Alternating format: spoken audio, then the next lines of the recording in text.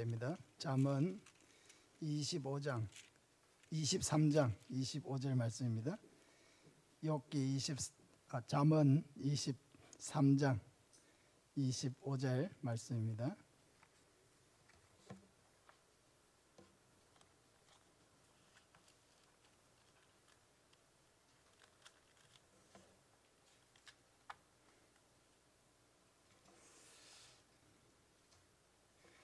우리 한 목소리로 같이 읽겠습니다. 구약성경 937쪽입니다. 우리 같이 읽겠습니다. 두 번 읽겠습니다. 내 부모를 즐겁게 하며 너 낳은 어미를 기쁘게 하라. 내 부모를 즐겁게 하며 너 낳은 어미를 기쁘게 하라. 아멘. 우리 563장 찬송합시다.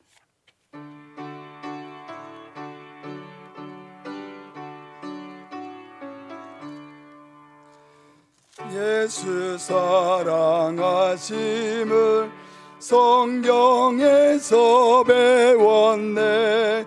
우리들은 약하나 예수 권세 많도다. 날 사랑하심 날 사랑하심 날 사랑하심 성경에 쓰였네. 나를 사랑하시고 나의 죄를 다 씻어 하늘 문을 여시고 들어가게 하소내. 날 사랑하심 날 사랑하심 날 사랑하심 성경에 쓰였네. 내가 연약할수록 더욱 귀히 여기사 높은 보좌 위에서 낮은 나를 보시네. 날 사랑하심 날 사랑하심 날 사랑하심 성경에 쓰였네. 세상 사는 동안에 나와 함께 하시고 세상 떠나가는 날 천국 가게 하소서. 날 사랑하심 날 사랑하심 날 사랑하심 성경에 쓰였네.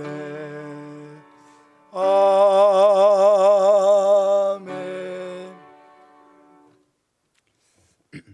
오늘 어버이 주일을 맞았는데 부모님이 또 벌써 돌아가신 분도 계시고 하지만은 우리 같이 한번 고백했으면 좋겠습니다. 옆에 계시면 옆에 하시고 또 멀리 계시면은 또 생각하시면서 하시고. 아버지 어머니 감사합니다. 한번 합시다. 아버지 어머니 감사합니다. 아버지 어머니 사랑합니다.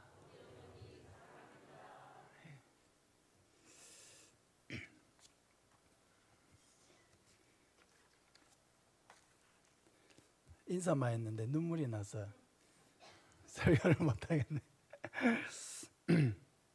부모님의 기쁨이 되는 자녀가 되자 제목으로 말씀을 전하겠습니다. 오늘은 어버이날이자 또 어버이 주일입니다. 우리에게 부모님이 없었다고 한다면은 우리는 이 땅에 존재하지 못했을 것입니다. 그러므로 자녀의 마땅한 도리는 바로 부모님의 기쁨이 되는 자녀가 되는 것입니다. 하나님께서는 우리를 낳아서 기른 부모님을 기쁘게 하는 자녀가 되라고 말씀하십니다.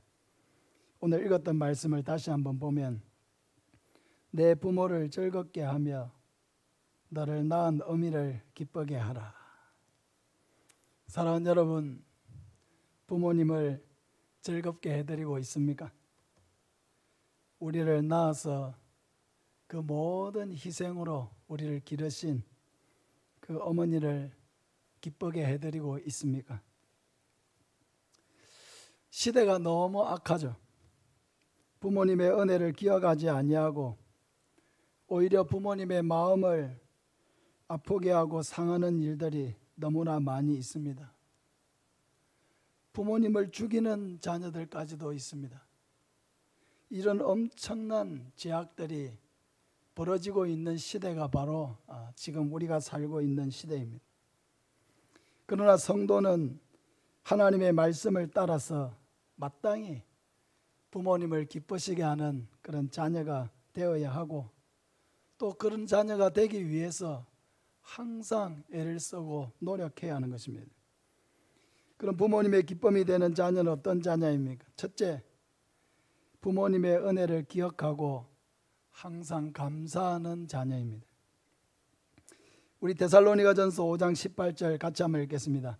범사에 감사하라. 이것이 그리스도 예수 안에서 너희를 향하신 하나님의 뜻이니라. 범사에 감사하라. 우리가 항상 참 좋아하는 말씀이죠. 그러나 이 말씀은 모든 경우에 해당되기도 하지만은 특별히 우리의 부모님에 대해서도 마찬가지입니다. 우리에게 부모님을 주신 하나님께 감사하시길 바랍니다.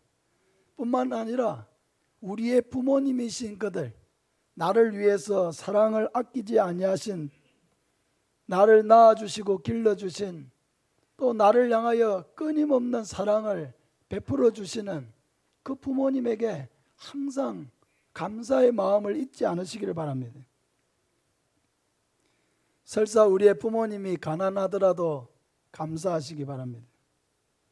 부모님이 가난함으로 어려서부터 우리가 생활력이 강하고 독립심이 빨리 개발되고 일찍 세상에 눈을 뜬 것에 감사하시기 바랍니다. 부모님이 혹 병들어 계셔도 감사하시기 바랍니다. 부모님이 병들어 계심으로 부모님께 효도할 수 있는 기회를 하나님이 우리에게 주시고 하늘의 보화를 쌓을 수 있는 기회를 우리에게 주신 것을 감사하시기를 바랍니다. 부모님이 특별히 우리에게 믿음의 유산을 남겨주었다면 더더욱 감사하시기를 바랍니다. 우리 부모님이 예수님을 믿음으로 우리가 어려서부터 신앙적인 지도를 받으면서 부모님의 기도를 받으면서 교회의 보호 안에서 성장할 수 있었던 것에 여러분 감사하시길 바랍니다. 자녀에게 돈을 많이 물려주는 것보다 믿음을 물려주는 이것이 가장 큰 유산입니다. 믿음을 물려준다는 것은 무엇입니까? 하나님을 그 아이에게 주는 것입니다. 하나님은 모든 보화의 주인이시고 우리 모든 인생의 열쇠가 되시고 우리의 모든 삶을 창조하신 분이 바로 하나님이시죠. 그 아이에게 믿음의 유산을 주는 이것보다 여러분 더 큰 것은 우리에게 없는 것입니다. 본인이 믿음의 1세대가 되어서 우리 집안에는 이제 내가 제일 예수 믿은 첫 번째인데 하는 그런 분이 계신다면은 이제 자녀들에게 믿음의 유산을 물려줄 수 있는 부모가 된 것에 감사하시길 바랍니다. 우리 자녀들이 믿음 안에서 성장하고 하나님의 은혜 가운데 자랄 수 있음에 감사하시길 바랍니다. 이 세상에서 가장 어리석은 사람은 자기 부모를 원망하고 불평하는 사람입니다. 부모를 원망하고 불평하는 것은 우리에게 그 부모님을 주신 하나님을 원망하고 불평하는 것과 같은 것입니다. 감사할 조건을 찾으면 얼마든지 감사할 수 있음에도 불구하고 다른 부모들과 비교하면서 잘해준 것은 생각하지 아니하고 못해준 것만 생각하면서 부모를 원망하고 미워하는 사람, 하나님의 복을 받을 수가 없습니다. 그러므로 우리는 항상 하나님의 말씀을 따라서 감사하는 마음을 가져야 합니다. 우리 한 번 더 고백합시다. 아버지 어머니 감사합니다. 정말 감사합니다.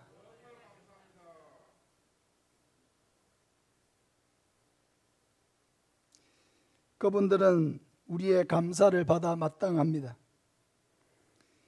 그분들의 사랑을 우리는 감사해야 하고 우리를 위하여 베푸신 그분들의 희생을 감사하고 그들이 나의 부모로 존재하는 그 자체를 감사해야 합니다. 그래서 항상 감사하는 마음을 가지고 부모님을 대하고 감사하는 마음을 가지고 부모님을 존경하고 감사하는 마음을 가지고 부모님을 섬기는 저와 여러분 되시기를 바랍니다. 두 번째로 부모님의 기쁨이 되는 자녀는 부모님의 생활을 항상 돌보는 자녀입니다. 디모데전서 5장 4절을 우리 같이 한번 읽겠습니다. 만일 어떤 과부에게 자녀나 손자들이 있거든 그들로 먼저 자기 집에서 효를 행하여 부모에게 보답하기를 배우게 하라. 이것이 하나님 앞에 받으실 만한 것이니라. 아멘. 바울은 디모데에게 목회를 하면서 이것을 가르치라는 것입니다. 어떤 과부에게 자녀가 있거나 또 손자들이 있을 경우에 그들로 하여금 자기 집에서 자기의 부모님, 자기의 할아버지, 할머니를 그들에게 효를 다하도록 가르치라는 것입니다. 이것은 부모에 대해서 자녀가 짊어져야 될 마땅한 책임이라는 것입니다. 왜 자녀들은 부모의 어려움을 돌아보고 같이 그 짐을 짊어져야 합니까? 왜 부모의 가난을 함께 짊어지고 부모가 어려움을 당할 때 왜 자녀는 마땅히 기쁨으로 그 짐을 같이 져야 합니까? 그것은 부모님이 우리를 낳아서 기르고 양육할 때에 말로 다 할 수 없는 그런 희생으로 우리를 양육했기 때문입니다. 이 세상에 그 어떤 자녀도 부모의 희생 없이 자란 사람은 아무도 없습니다. 어떤 부모도 자기가 하고자 하는 대로 다 하면서 자녀를 양육한 부모는 없습니다. 부모는 자녀를 양육하기 위해서 자신을 위해 쓰는 것은 할 수 있는 한 아껴 씁니다. 아이에게 옷을 입히기 위해서 자기가 원하는 옷을 사지 못합니다. 자녀에게 먹이기 위해서 부모는 자기가 먹고 싶은 것은 다 참아야 합니다. 해외여행도 좀 가보고 싶고 다른 사람처럼 좋은 데 구경도 가고 싶은 마음이 없는 사람이 어디 있습니까? 다 있죠. 그래도 이런 욕심 저런 욕심을 다 차려가지고는 자녀를 키울 수가 없습니다. 아낄 데가 어디 있습니까, 여러분? 자기밖에 아낄 데가 없는 거죠. 내가 먹을 걸 안 먹고 써야 될 걸 안 쓰고 입어야 될 걸 안 입어야 그걸 가지고 여러분 자녀를 양육하고 먹이고 자녀가 원하는 것을 하나라도 더 이루어 줄 수가 있는 것입니다. 그런데 문제가 무엇입니까? 이런 희생을 먹고 자란 자녀라도 부모의 희생을 대단히 가볍게 여긴다는 것입니다. 오히려 부모를 원망하고 자기가 원하는 대로 더 해주지 않는다고 불평합니다. 감사하지 아니하고 만족하지 아니하고 부모를 오히려 경멸하기도 합니다. 여러분, 이런 마음은 사악한 마음이고 배은망덕한 마음입니다. 하나님이 대단히 미워하시는 마음입니다. 결코 복을 받을 수가 없습니다. 사람됨의 기본은 무엇입니까, 여러분? 은혜를 아는 데 있는 것입니다. 은혜를 모르는 사람은 그건 사람이라고 할 수가 없죠. 짐승과 다름이 없는 것입니다. 우리가 누구의 은혜를 특별히 기억해야 합니까? 바로 부모님의 은혜죠. 아버지의 은혜이죠. 어머니의 은혜이죠. 부모님의 눈물과 수고와 땀을 아는 것, 이것이 바로 효의 시작입니다. 그러므로 자녀는 마땅히 그 부모의 희생을 먹고 자랐기 때문에 그 부모의 노년을 평안하게, 또 그 부모의 경제적인 어려움을 함께 짊어지고 마땅히 그 부모에게 위로가 되는 자녀가 되어야 하는 것입니다. 물론 돕지 않아도 부모님 중에는 경제적으로 풍성하고 건강하고 우리가 돌아보지 않아도 잘 지내신다면 뭐 더없이 감사한 일이겠죠. 그러나 대부분은 사실 그렇지 않습니다. 많은 부모님들이 외롭습니다. 돈 든다고 선뜻 병원에도 가지 못합니다. 자녀들이 온다고 해도 오지 말라고 하십니다. 나는 괜찮다고 하십니다. 아이들이나 잘 돌보라고 하십니다. 온갖 어려움이 있어도 나는 괜찮다고 하십니다. 괜찮지 않아도 괜찮다고 하십니다. 이것이 바로 부모님의 사랑의 언어죠. 나는 괜찮다. 나는 괜찮다.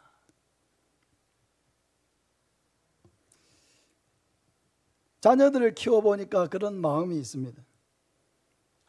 아이들을 학교에 보낼 때에도 우리 아이가 학교에서 기죽지 않게 해야지, 그런 마음이 있죠. 옷을 입혀도 최선을 다해서 입히고 준비물 하나를 챙겨도 최선을 다해서 챙겨가지고 다른 아이들에게 뒤지지 않게 해야지. 그 부모에겐 다 그런 마음이 있지 않습니까? 그러다 보니까 우리 어머니도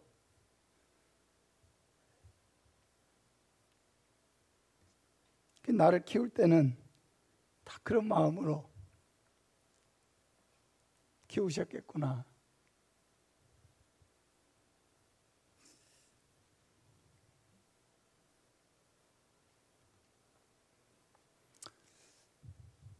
그 하나하나 그 부모님의 손길, 그 자녀에게 들려주시는 말씀, 교훈하는 말씀들, 염려하는 말씀들, 그 하나 여러분 사랑으로 하지 않은 것이 아무것도 없는 것입니다.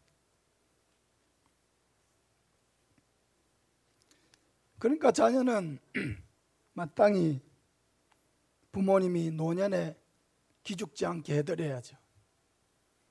우리가 할 수 있는 최선을 다해서 부모님을 돌보아 드려야죠. 부모님의 체면을 살려주는 자녀가 되어야 합니다. 그게 뭐 대단한 게 아니에요. 어버이날 되면 꽃도 하나 달아드리고 또 모시고 가서 식사 대접도 하고 선물도 사드리고 큰 돈은 아니어도 용돈도 좀 드리고, 큰 일은 아니에요. 우리가 조금만 관심을 기울인다면 얼마든지 할 수가 있고 또 부모님의 얼굴에 웃음꽃 피게 해드릴 수가 있죠. 어버이날뿐만 아니라 부모님의 생신을 꼭 챙겨야 합니다. 명절에 요즘에는 연휴가 길어지면은 고향에도 가지 아니하고 가족끼리 여행을 가는 사람들도 많이 있습니다. 그러나 그 명절에 우리는 부모님을 찾아 뵈어야 합니다. 세상이 바쁘고 하고 싶은 게 많으니까 쉽지가 않죠. 그러나 이 일을 해야 합니다. 최선을 다해서 해야죠. 부모님의 기념일을 챙기고 명절에 부모님을 찾아뵙고 어버이날을 챙기고 작은 정성이라도 자기가 할 수 있는 최선을 다해서 이런 도리를 다 해야 합니다. 그것이 바로 그런 은혜와 사랑을 받고 자란 우리가 해야 될 마땅한 도리라고 하는 것입니다. 어머니와 함께한 900일간의 소풍이라는 책이 있습니다. 실제 있었던 일을 다큐멘터리로 만들기도 하고 책으로 나오기도 했습니다. 중국의 흑룡강에 살고 있던 74세 노인인 왕일민 씨라는 분이 계신데, 이분이 99세 되는 어머니를 자전거 수레에 태우고 900일 동안 여행한 실제 이야기를 담은 책입니다. 어느 날 99세 되는 어머니가 아들에게 세계의 지붕이라고 불리는 서장, 중국말로 서장이고 우리가 잘 아는 대로는 티벳입니다. 내가 거기에 좀 가보고 싶다, 이렇게 된 겁니다. 99세 어머니가. 그래 아들이 어머니 거기를 왜 가고 싶습니까? 이런 거 묻지도 않고 어머니가 거기 가고 싶다니까 가야 되겠다고 생각을 한 겁니다. 그들이 살고 있던 곳이 어디냐면 타허라고 하는 곳인데요. 한번 그림을 한번 좀 띄워주시겠습니까? 지도를. 잘 보이시는지 모르겠습니다. 타허라고 하는 곳은요, 저 위에 있고요. 서장은 저 밑에 있습니다. 최북단에서 최남단까지. 내가 저게 서장에 가고 싶다, 어머니가 99세 어머니가 지금 얘기를 하신 겁니다. 이 거리가 얼마냐면요, 3만 킬로입니다. 3만 킬로. 서울에서 부산까지가 대략 477킬로거든요. 우리나라는 휴전선에서 저 끝까지 해도 아마 한 600킬로 정도밖에 되지 않을 거예요. 근데 무려 어머니가 살고 있는 집에서 3만 킬로나 떨어져 있는, 거기 가고 싶다고 얘기를 한 겁니다. 근데 이 가족들에게 차가 있는 것도 아니었고요. 또 돈이 많아가지고 어디 비행기를 타고 하루 만에 날아가고 이렇게 할 수 있는 상황도 아니었어요. 그 아들의 입장에서는 이 어머니의 마지막 소원이신 것 같은데 내가 이것을 좀 이루어드려야 되겠다. 그래가지고 이 아들이 자전거 수레를 만들었습니다. 사진을 좀 보여주세요. 그리고 그곳에 이 어머니를 태우고 자전거를 타고 3만 킬로 여행을 시작한 겁니다.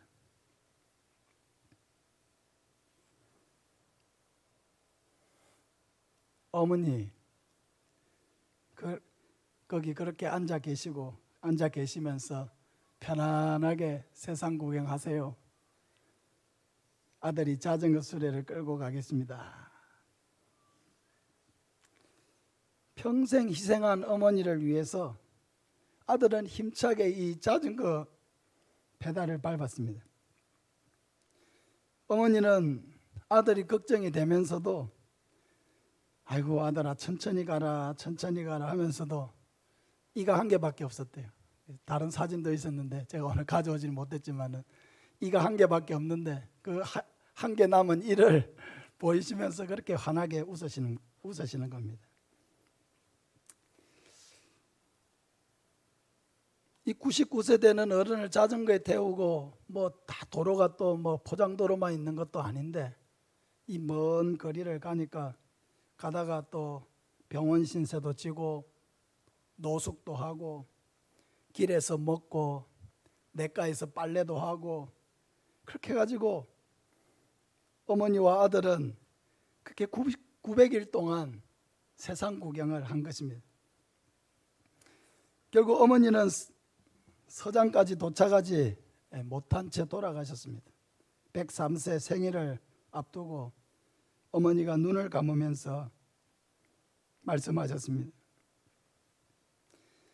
너와 세상 구경하는 동안이 내 인생에서 가장 행복한 순간이었어.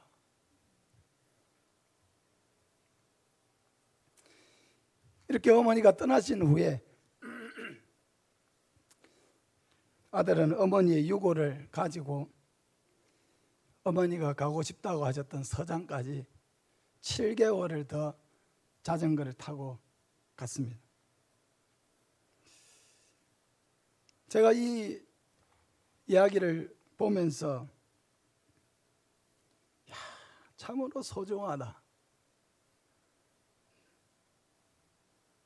망치로 머리를 한 대 얻어맞은 것 같았습니다. 나는 뭘 위해서 이렇게 바쁜 것일까? 잠시 잠깐 시간을 내고 하루라도 시간을 다 비워가지고 나는 그렇게 부모님을 모시고 구경 좀 하시라고 모시고 간 일이 없는데, 도대체 이 가난하고 어려운 이 74세나 되는 이 노인이 99세 되는 그 어머니를 위해서, 그 어머니의 그 마지막 소원을 위해서 자기가 할 수 있는 최선을 다해가지고 그 어머니를 모시고 이렇게 여행한 이야기를 제가 보았을 때,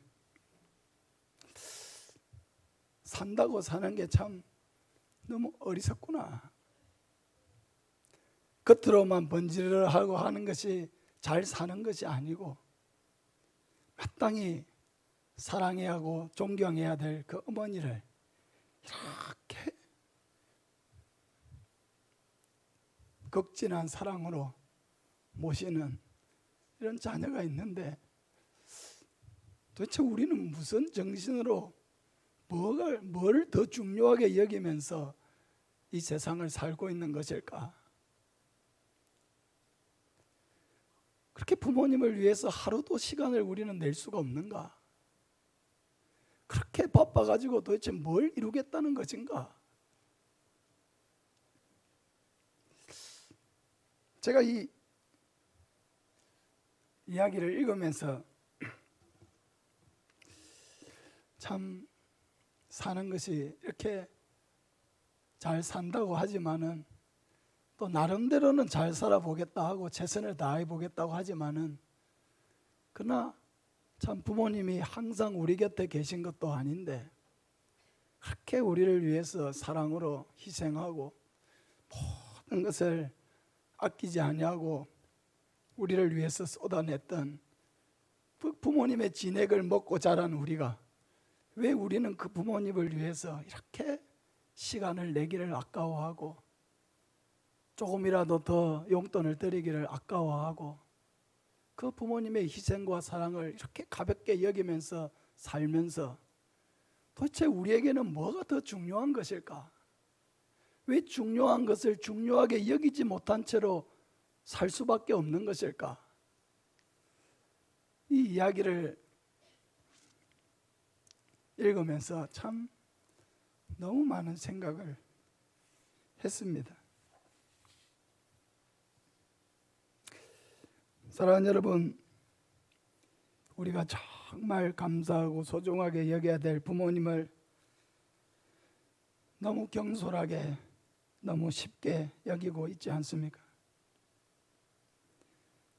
간간히 어렵게 던지시는 부모님의 말씀, 부모님의 소원, 부모님의 바람, 부모님의 희망, 그런 것을 너무 쉽게 무시하고 있지는 않습니까? 부모님이 마땅히 받아야 될 존경과 사랑, 마땅히 받으셔야 될 섬김과 돌봄을 우리는 너무 하찮게 여기고 있지 않습니까? 사랑하는 여러분, 더 늦기 전에 부모님을 돌아보시기를 바랍니다. 부모님을 소중하게 여기시기를 바랍니다. 떠나시고 나서 10번 우는 건 아무 소용이 없습니다. 곁에 계실 때 한 번 더 찾아뵙고 시간을 함께 보내고 감사를 표현하시기를 바랍니다. 부모님을 야단치지 말고 부모님의 말에 귀를 기울이시기를 바랍니다. 이것이 하나님께 복을 받는 일입니다. 우리가 부모님을 웃게 해드리고 마음의 기쁨을 드릴 때 하나님이 이것을 기뻐하십니다. 우리가 부모님을 기쁘게 한 만큼 하나님은 우리에게 더 풍성한 복으로 갚아주실 줄로 믿습니다. 마지막으로 부모님께 기쁨이 되는 자녀는 부모님을 천국으로 인도하는 자녀입니다. 누가복음 16장 27절 이하에 이르되 그러면 아버지여 구하노니 나사로를 내 아버지의 집에 보내소서. 내 형제 5이 있으니 그들에게 정언하게 하여 그들로 이 고통받는 곳에 오지 않게 하소서. 아브라함이 이르되 그들에게 모세와 선지자들이 있으니 그들에게 들을지니라 했습니다. 이 말씀은 예수님이 부자와 거지 나사로에 대한 말씀을 하실 때 나오는 내용입니다. 부자는 이 땅에서 호화롭게 살다가 지옥에 들어가고, 거지 나사로는 이 땅에 살 때 헐벗고 굶주리며 살았지만은 그는 천국으로 들어갔습니다. 그런데 부자는 지옥의 고통 속에서 부러지면서 거지 나사로를 자기 아버지의 집에 보내어 가지고 자기 형제들로 하여금 이 고통받는 곳에 오지 않게 해달라고 간청했습니다. 사랑하는 여러분, 진정한 효도가 무엇입니까? 그것은 우리의 부모님이 이 땅에서만 잘 지내시는 것, 거기에 있지 아니하고 그들이 영원한 천국에 가시도록 인도하고 전도하는 것, 이것이 바로 부모님을 위해 할 수 있는 최고의 효도입니다. 이 땅에는 먹을 것이 조금 풍족하고 생활에 어려움이 없으면 다 만족할 것입니다. 그러나 죽은 후에도 우리의 풍요와 우리가 누린 모든 복지가 유지되는 것은 아닙니다. 우리는 죽을 때에 아무것도 가지고 가지 못합니다. 그럼 우리가 만약 예수님을 전해줄 수 있는데도 전해주지 아니하고 우리의 부모님이 지옥불에 떨어진 부자의 신세가 된다면 그럼 어떻게 되겠습니까? 우리를 향하여 얼마나 원망하시겠습니까? 넌 사람이 죽으면 천국과 지옥이 있고 예수 그리스도를 구주로 영접하지 않는 자는 영원한 지옥에 간다는 건 너 알았잖아. 알았는데 왜 넌 나에게 예수님을 그렇게 전하지 않았어? 왜 강권하지 않았어? 내가 몇 번 거절한다고 해서 왜 넌 포기했어? 넌 내가 이렇게 될 줄 알고 있었잖아. 여러분, 눈물로 원망하지 않으시겠습니까? 천국과 지옥이 이렇게 분명하게 있다면은 네가 강제로 나를 끌어내서라도 예수 믿게 했어야지.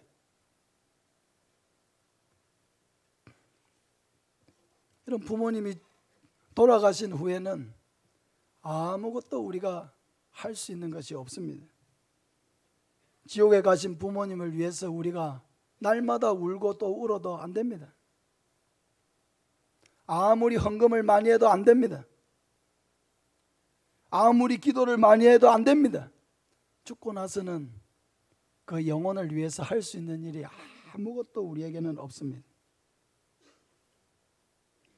살아 계신다고 한다면은 이제 그분들에게 남아있는 시간이 얼마가 될지 모르지만은 반드시 복음을 전해야 하고 복음을 전할 수 있는 기회를 만들어야 합니다.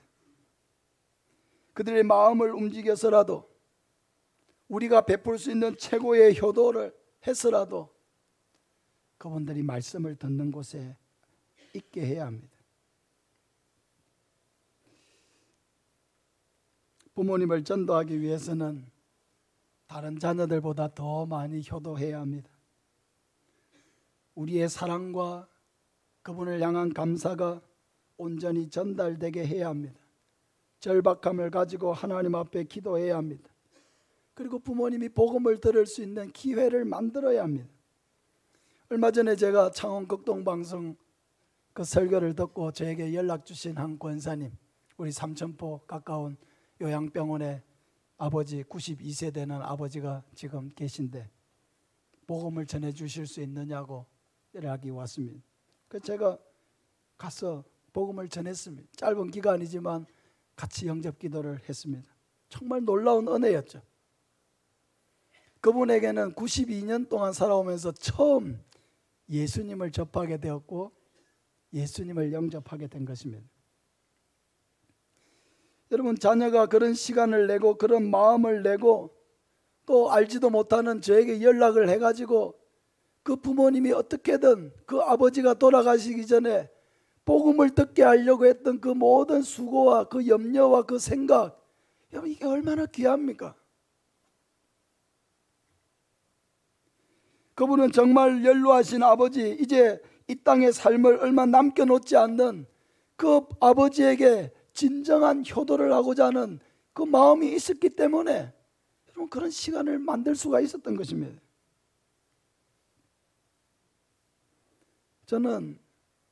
저도 그분을 처음 뵙는 분이기도 했지만은 그런 마음을 그분이 가졌다는 것이 너무 귀하게 여겨졌습니다. 소중한 것을 소중하게 여길 줄 아는 사람, 귀한 것을 귀하게 볼 수 있는 사람, 그 사람이 복된 것입니다. 말씀을 맺겠습니다. 신명기 5장 16절에 너는 내 하나님 여호와께서 명령한 대로 내 부모를 공경하라. 그리하면 내 하나님 여호와가 내게 준 땅에서 내 생명이 길고 복을 받으리라. 십계명의 많은 계명 중에 복을 약속하고 있는 계명은 이 계명이 유일합니다. 물론 하나님의 말씀은 다 지키면 복을 받습니다. 근데 이 5계명 되는 이 계명, 너는 내 하나님 여호와께서 명령한 대로 내 부모를 공경하라. 그리하면 내 하나님 여호와가 내게 준 땅에서 내 생명이 길고 복을 누리리라. 왜 유독 이 계명에 잘하면은 이렇게 복을 받게 된다는 이야기를 하고 있습니까? 왜 하나님은 이 말씀을 우리에게 주십니까? 부모님에게 잘하는 이것이 축복의 통로라는 것이죠. 너희들이 이 일을 잘하여 복받는 사람이 되라고 하시는 것입니다. 하나님은 반드시 약속을 지키시는 분입니다. 우리가 부모님을 사랑하고 효도하고 부모님을 기뻐시게 하는 자녀가 될 때 하나님은 넘치는 복으로 채워주십니다. 장수하는 복을 약속해 주시고 이 땅을 사는 동안 복을 누리리라. 그 복이라고 하는 것은 많죠. 건강의 복도 주시고 물질의 복도 주시고 자녀의 복도 주시는 거죠. 우리 교회에서 자라는 다음 세대들, 우리 교회에서 섬기는 모든 청년들, 그리고 아직 부모님이 생전에 계시는 모든 자녀들은 마지막까지 부모님에게 효도를 다해서 부모님의 은혜에 항상 감사하고 보답하고 그 부모님의 마음을 기쁘게 드리는 모든 자녀들이 되어서 하나님이 약속한 모든 은혜와 복을 누리는 저와 여러분 되시기를 예수님의 이름으로 축복합니다.